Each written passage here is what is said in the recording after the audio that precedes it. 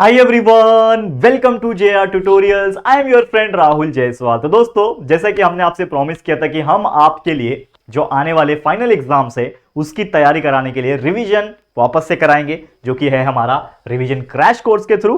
तो यार, आपका वादा मैंने पूरा किया। आज मैं लेकर आ गया हूं 8th स्टैंडर्ड के लिए मैथ्स का एक बेहतरीन चैप्टर का रिवीजन वीडियो। जी हां दोस्तों, जैसे ये रिवीजन क्रैश कोर्स आरसीसी हमने लॉन्च किया हुआ था लगभग अक्टूबर नवंबर के टाइम, यानी जो आपका मिड टर्म एग्जाम दिवाली के पहले वाला हुआ था उसके पहले हमने लॉन्च किया था। तो उस टाइम पे मैंने mid term exam point of view जितने भी चैप्टर्स थे उसके रिवीजन कराए थे और आप लोगों को बहुत अच्छा लगा था। आपने डिमांड किया कि सर आने वाले final exams and secondary test के लिए भी रिवीजन कराओ। तो यार मैं आपके लिए लेकर आ गया हूं। बस आपसे एक रिक्वेस्ट है, आप इतना मेहनत हम आपके लिए कर रहे हैं, क्यों कर रहे हैं? ताकि यार आप लोग को जो भी हो सके हम कंट्रीब्यूट कर सके। जैसे कि आप जानते हैं कि ऑल द सिलेबस, जितना भी सिलेबस है, हर सब्जेक्ट का लेक्चर वीडियोस मैंने पढ़ा रखा है। मतलब मैं चाहता तो मैं रेस्ट कर सकता हूं, ठीक है, सब चीज डाल रखा हूं, लेकिन फिर भी डेली आता हूं यहां पे और डेली आपके लिए पढ़ाता हूं। क्यों? क्योंकि मन नहीं मानता यार। मेरा मन, अगर मैं खाली बैठा रहता हूं ना, तो मुझे ऐसा लगता है कि नहीं यार, ये जो टाइम मिल रहा है ना यार, बच्चों को दिया जाए। तो यार इसलिए मैं आपके लिए आ जाता हूं हमेशा और आपके लिए वीडियोस बनाता रहता हूं। एंड डेफिनेटली इस चीज के लिए आप जरूर से हमें पसंद करोगे और डेफिनेटली हमें सपोर्ट करोगे। तो प्लीज इस चीज को शेयर करना, ज्यादा से ज्यादा लोग तक पहुंचाना, क्योंकि बहुत सारे 7वीं 8वीं 9वीं के जो बच्चे होंगे उनको रिवीजन नहीं समझ में आ रहा होगा। तो यार यहां से आके रिवीजन कर सकते हैं। बाकी entire syllabus is present on our channel, तो अच्छे तरीके से देखो और पढ़ाई करते रहो। बस इतना मुझे बोलना है। चलिए शुरुआत करेंगे। तो आज का जो मैथ्स का चैप्टर है, मोस्ट डिमांडिंग चैप्टर, यहां से आप लोग का मिड टर्म के बाद वाला सिलेबस शुरू होगा, जो कि आपके सेकंड यूनिट टेस्ट और फाइनल एग्जाम्स के लिए होगा। और एक और चीज बताना चाहूंगा कि ये चैप्टर जो है इसका रिवीजन हम करा रहे हैं। ऑलरेडी चैप्टर पढ़ना चाहते हो तो उसके वीडियोस प्रेजेंट है। ये रिवीजन होगा तो थोड़ा फास्ट तरीके से होगा, ठीक है। तो चैप्टर का नाम है डिवीजन ऑफ पॉलिनोमियल्स। बहुत सारे पॉलिनोमियल्स होते हैं, उसमें भी मोनोमियल आ जाता है, बाइनोमियल आ जाता है। उसका डिवीजन कैसे किया जाए और किस तरीके से आप क्वोशिएंट निकाल सकते हो और रिमाइंडर निकाल सकते हो, ये चीज हमें सीखना है, ठीक है। साथ ही में अगर आपने मुझे इंस्टाग्राम पे फॉलो नहीं किया है तो जरूर से कर लेना, यहां पे भी आपकी सपोर्ट की जरूरत है। चलिए शुरुआत करेंगे। ओके, सबसे पहले क्या क्वेश्चन है? Find the degree of polynomial. ऐसे क्वेश्चंस आपके एग्जाम में आ सकते हैं कि आपको एक पॉलिनोमियल दिया रहेगा, उसका डिग्री फाइंड आउट करना है। तो आपको कैसे फाइंड आउट करना, हमेशा याद रखना, कभी भी आपको पूछेगा एक पॉलिनोमियल दिया रहेगा, देखो ऐसे पॉलिनोमियल्स होते हैं, करेक्ट है।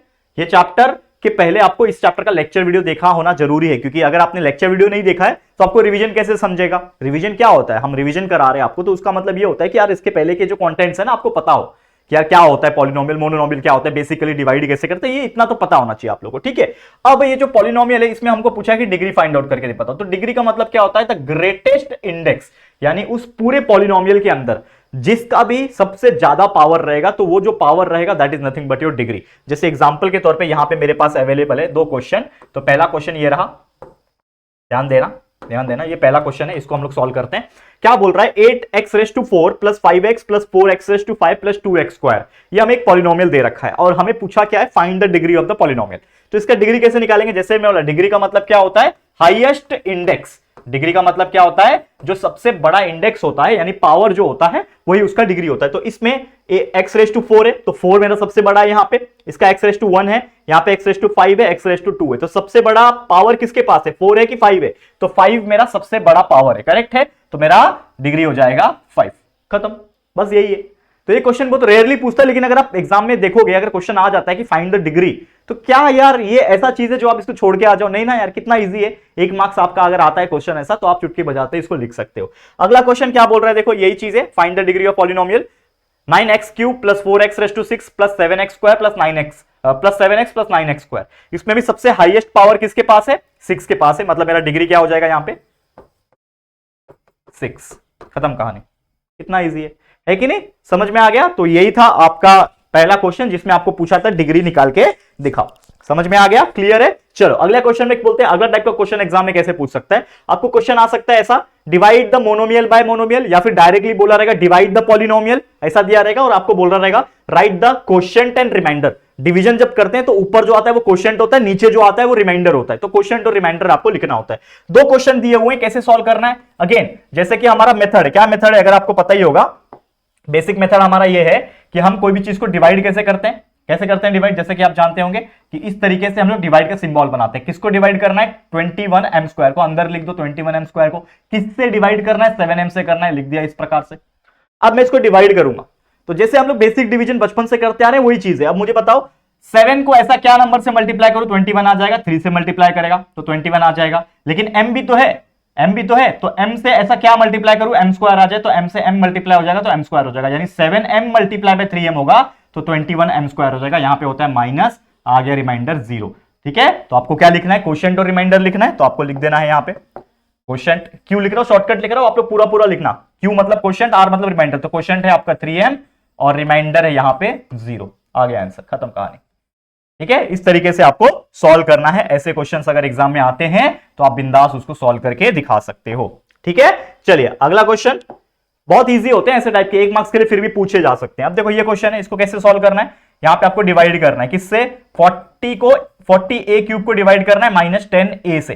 ठीक है, -10a के साथ डिवाइड करना है। अब मुझे बताओ, ये 40a क्यूब है बराबर, ये 40a क्यूब है।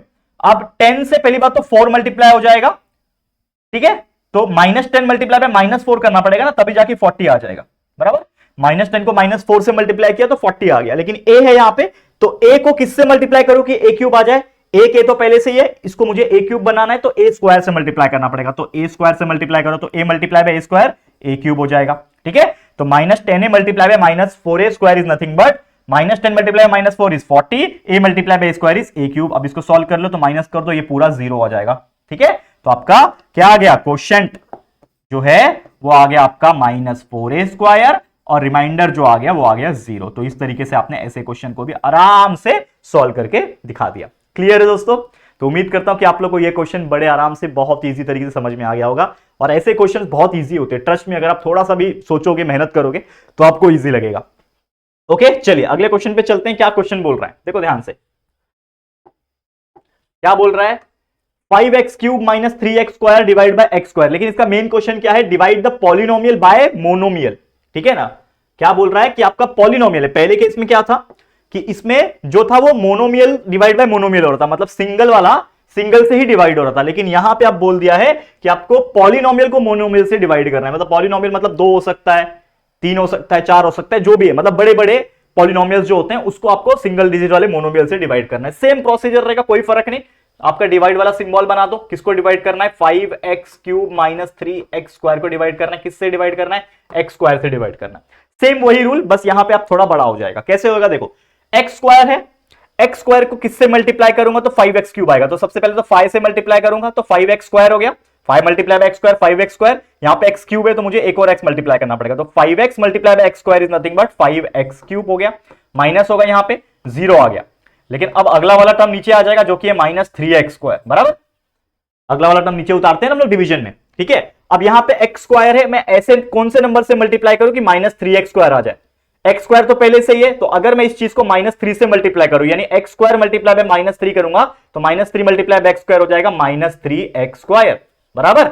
इसको मैं डिवाइड कर मतलब ये करूंगा, माइनस होता है ना, तो ये माइनस के वजह से क्या हो जाएगा, ये प्लस हो जाएगा, तो +3x स्क्वायर -3x स्क्वायर क्या हो जाएगा, 0 हो जाएगा, खत्म कहानी, आ गया रिमाइंडर 0। कभी कभी रिमाइंडर 0 नहीं आता है तो भी रुक जाना होता है, मतलब उसके बाद कुछ चीज हम कर नहीं सकते। तो ये इस तरीके से सॉल्व कर लिया, क्वोशिएंट मेरा आ गया 5x - 3 और रिमाइंडर मेरे लिए आ गया 0। दिस इज योर आंसर, खत्म कहानी।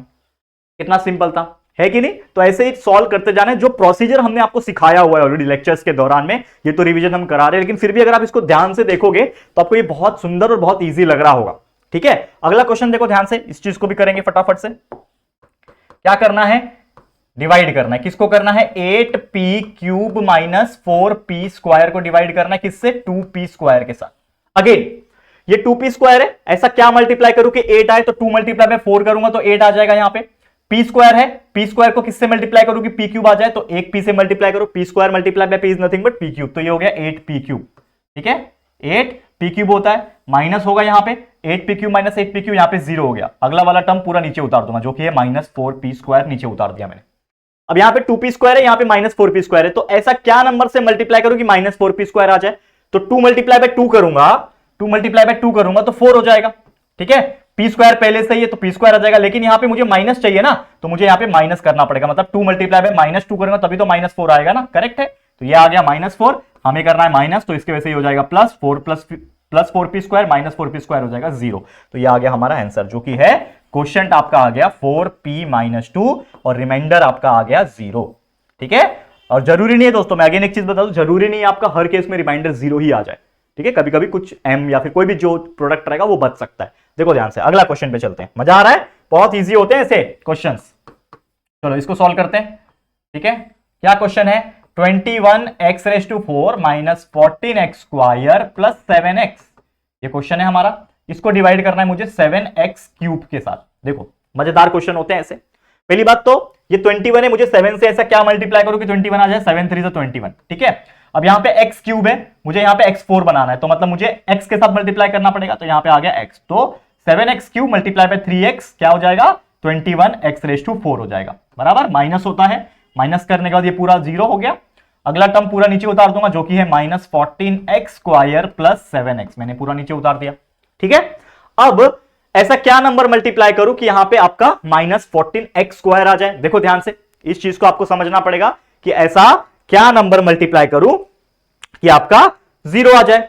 तो उसके हिसाब से आपको वो चीज ना मल्टीप्लाई करके देखनी पड़ेगी। थोड़ा सोचो, थोड़ा सा दिमाग लगाओगे तो आप लोग को ये चीज समझ में आ जाएगा कि मैं क्या बताने की कोशिश कर रहा हूं।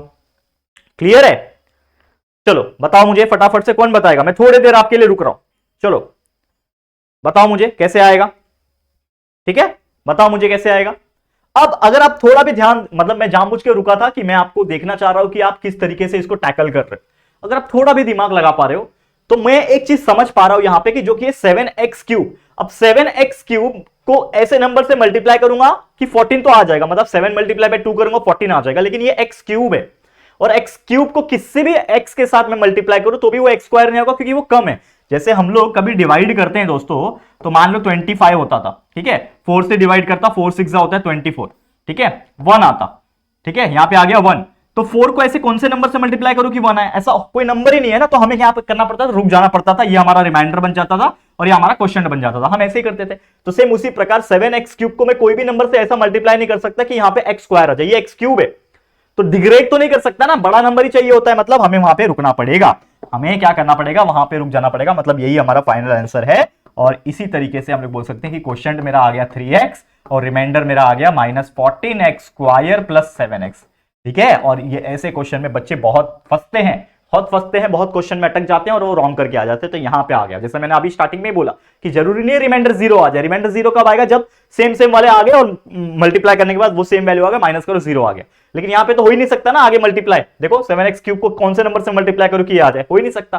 14 तो ला दूंगा, लेकिन x² कहां से लाऊंगा? ये ऑलरेडी x³ है, तो x² तो नहीं हो सकता ना। x³ का x⁴ हो सकता था, x⁵ हो सकता था, लेकिन x³ का x² तो हो नहीं सकता डिवीजन के केस में। तो ये रहा आपका आंसर।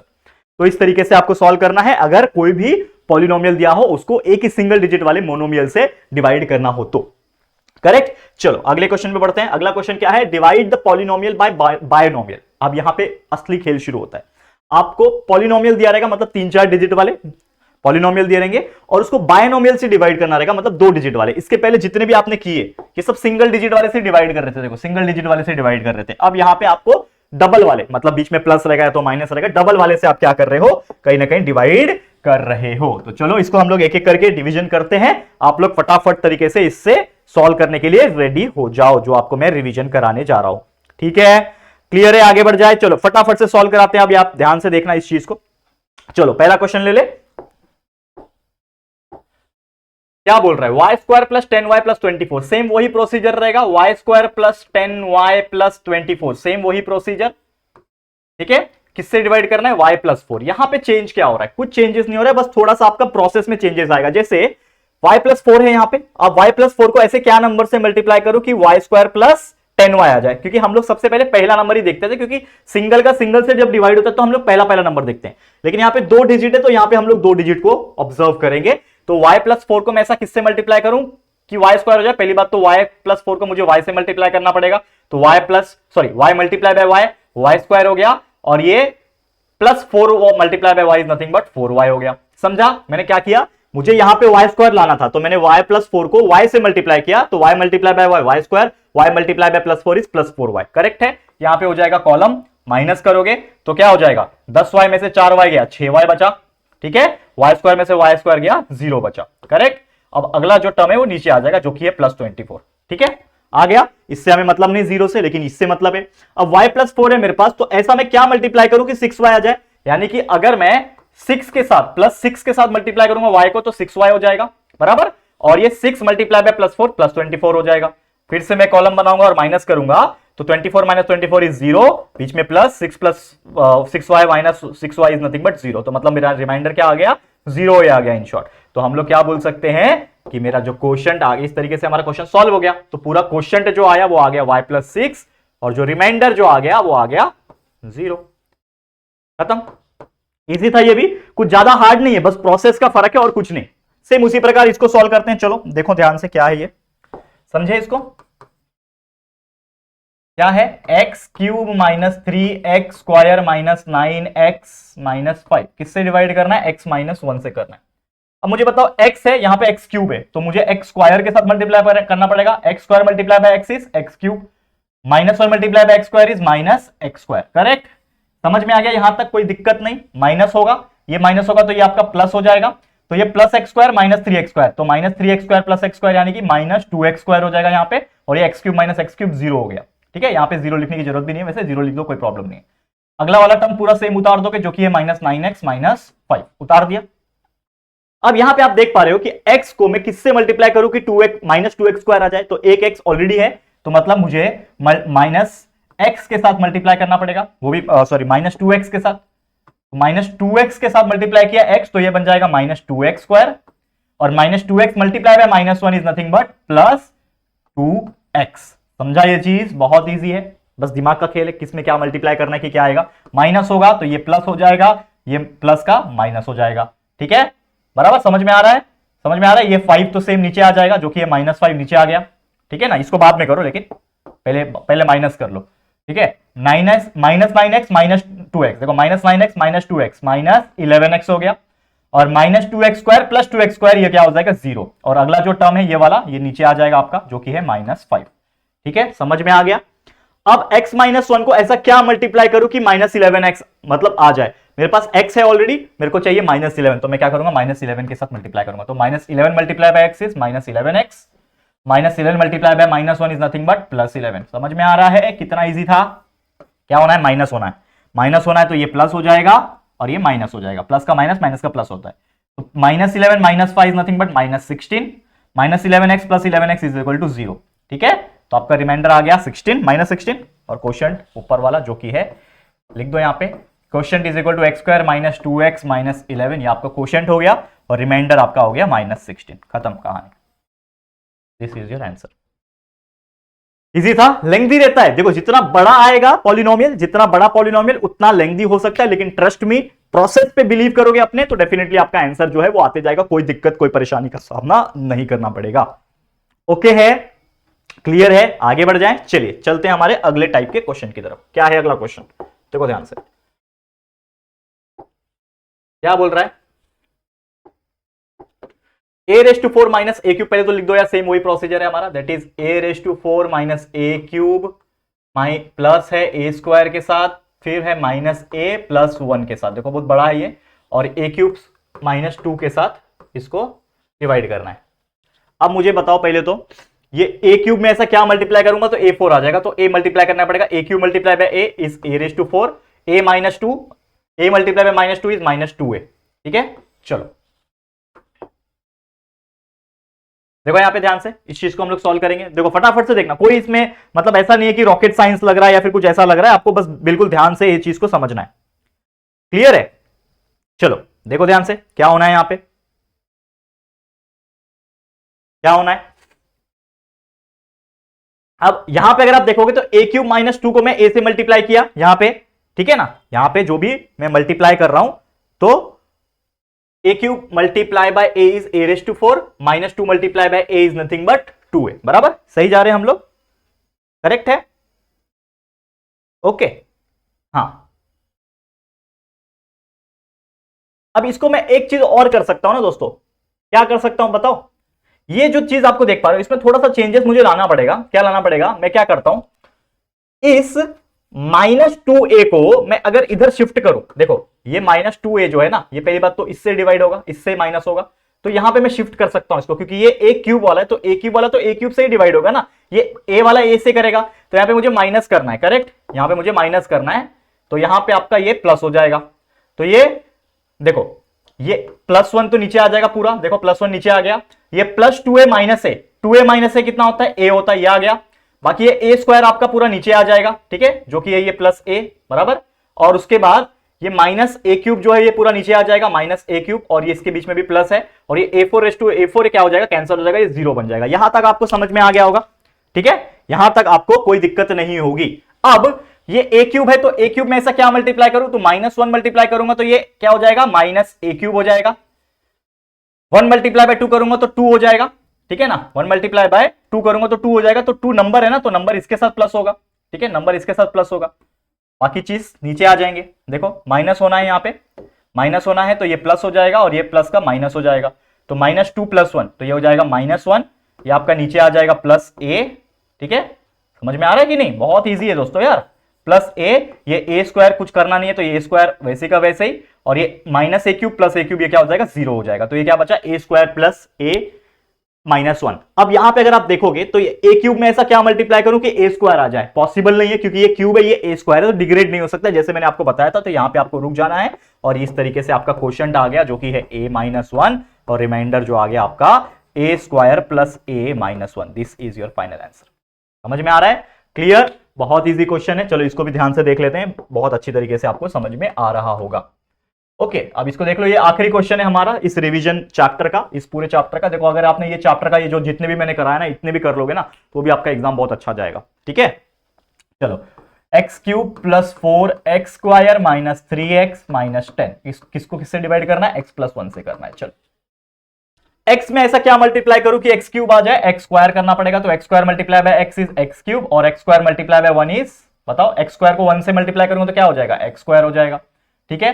ये x² है, उसके नीचे ये x² लिख रहा हूं, अगर ये x² कहीं और होता तो उसको यहां पे लिखते, शिफ्ट करते, करेक्ट है, जैसे नॉर्मल प्रोसीजर है। माइनस होना है तो ये भी माइनस हो जाएगा, तो 4x² - x² is nothing but 3x², और x³ - x³ इज 0, ठीक है, तो ये हो जाएगा, और ये सेम वापस से कॉपी पेस्ट हो जाएगा 3x - 10, ठीक है। यहां तक कोई दिक्कत कोई परेशानी नहीं। x को ऐसा क्या मल्टीप्लाई करूं कि 3x² आ जाए, तो पहली बात तो 3x² चाहिए, ये x है, तो पहली बात तो मुझे प्लस है ना, वो भी प्लस में चाहिए, तो प्लस 3 मल्टीप्लाई करूंगा तो 3 multiply by x is 3x, लेकिन x² चाहिए तो 3x करना पड़ेगा, तो 3x multiply by x is 3x² बराबर, 3x multiply by x is 3x², और ये 3x multiply by +1 is +3x बराबर। अब इसको मुझे क्या करना है, अगेन माइनस करना है, तो माइनस करूंगा तो ये माइनस हो जाएगा, ये भी माइनस हो जाएगा, ठीक है, तो -3x - 3x -6x हो गया, ये -10 वाला इधर नीचे उतर गया सेम टू सेम, ये +3x² - 3x² 0 हो गया, ठीक है।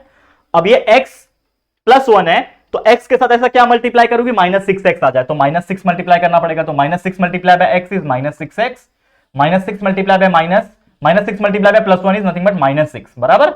इसको भी मुझे माइनस करना पड़ेगा, ये माइनस करूंगा तो ये प्लस हो जाएगा, ये आपका प्लस हो जाएगा, -10 + 6 कितना होता है, -4 हो गया, -6 + 6 इज नथिंग बट 0, तो ये आपका आ गया रिमाइंडर यहां पे खत्म।